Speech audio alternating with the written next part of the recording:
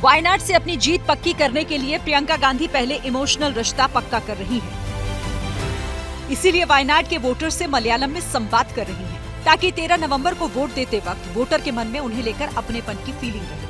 I will fight for you. ഞാൻ നിങ്ങൾക്ക് വേണ്ടി പോരാടും. I will come to your homes. I will reach out to as many of you as possible. I will be part of your family, part of your sadness, part of your troubles, and part of your joy, part of your happiness. लेकिन voting से 5 दिन पहले केरल के CM Pinarayi Vijayan ने कांग्रेस को घेर लिया। विजयन ने आरोप लगाया कि कांग्रेस सांप्रदायिक जमाते इस्लामी की चुनावी मदद ले रही है। एक सोशल मीडिया में विजयन ने सवालों की झड़ी लगा दी। लिखा, वायनाड में कांग्रेस की धार्मिक अराजकता पूरी तरह सामने आ चुकी है। वायनाड में प्रियंका गांधी को जमाते इस्लामी समर्थन दे रही है। कांग्रेस का स्टैंड क्या है? क्या ये संगठन लोकतंत्र में कहीं स्टैंड करता है? क्या कांग्रेस को हर तरह की सांप्रदायिक ताकतों का विरोध नहीं करना चाहिए? क्या कांग्रेस जमाते इस्लामी के वोट लेने से इनकार कर सकती है?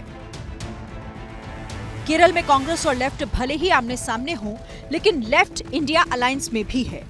ऐसे में अपने ही सहयोगी दल के सवालों ने कांग्रेस के लिए अजीब स्थिति पैदा कर दी है। कांग्रेस बोले तो क्या बोले?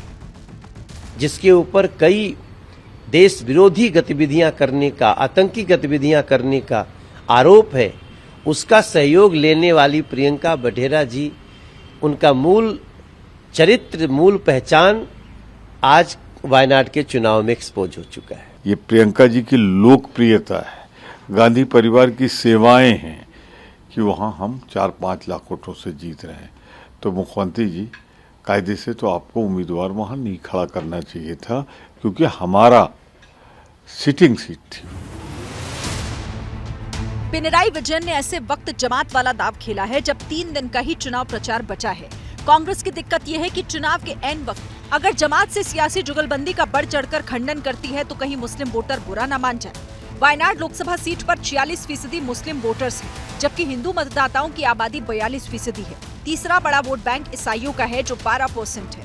यानी वायनाड में मुस्लिम वोटर निर्णायक भूमिका में है, जिसने मुख्य चुनाव में राहुल गांधी को एक तरफा जीत दिलाई थी। इसीलिए जब 2 दिन पहले प्रियंका ने अजान की आवाज सुनकर अपना भाषण रोका था, तो वो जानती थी कि वायनाड में उनका कोर वोटर कौन है और उसे कैसे कनेक्ट करना है।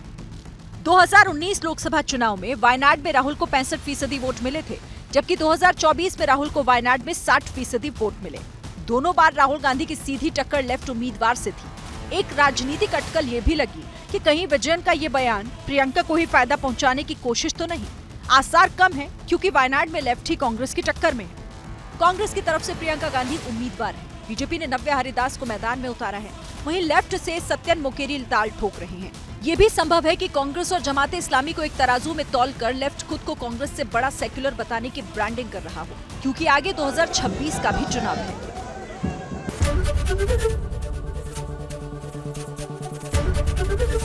एबीपी गंगा, खबर आपकी, जुबान आपकी।